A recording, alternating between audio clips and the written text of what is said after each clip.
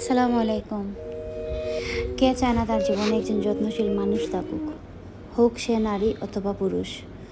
যত্নশীল একজন স্বামী থাকা, একজন স্ত্রী থাকা সবার জন্য এটা একটা আল্লাহ সুবহানাহু ওয়া তাআলার কাছ থেকে একটা রহমত।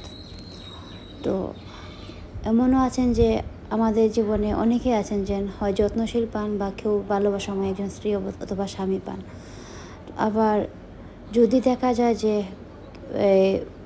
অনেক সময় হয়তো অনেকেই দুটি জিনিসই একসাথে পেয়ে যান, তারা অবশ্যই আল্লাহ সুবহানাহু ওয়া তাআলার পক্ষ থেকে রহমতে ভরপুর। আমার কাছে যেটা মনে হয়, আমি যেটা মনে করি। তো আমার হাজব্যান্ড, উনি আসলেই একজন যত্নবান পুরুষ, ভালোবাসাময় একজন স্বামী, আলহামদুলিল্লাহ।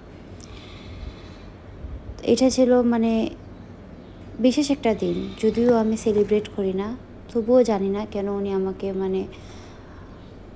এই জিনিসটা উপহার দিয়েছিলেন। আমার হাজব্যান্ডের ছোটো হোক বা বড়ো হোক, প্রতিটা বিষয়ে আমি যখন খুশি হই ওনার জন্য অন্তর থেকে দোয়া করি। আর আপনারা চেষ্টা করবেন যে বাচ্চা ওয়াইফকে নিয়ে রাতের বেলা গাড়ি থাকা অবস্থায়, যদি গাড়িও থাকে, চেষ্টা করবেন যে একটু কোয়ালিটি টাইম স্পেন্ড করার বাচ্চা স্ত্রীকে নিয়ে। তো এটা ছিল সেই রাতেরই একটু অংশ। আমার কথাবার্তাগুলো এলোমেলো। আমার চ্যানেলটা সাবস্ক্রাইব করবেন আর ইনশাআল্লাহ ভালো থাকবেন। আসসালামু আলাইকুম।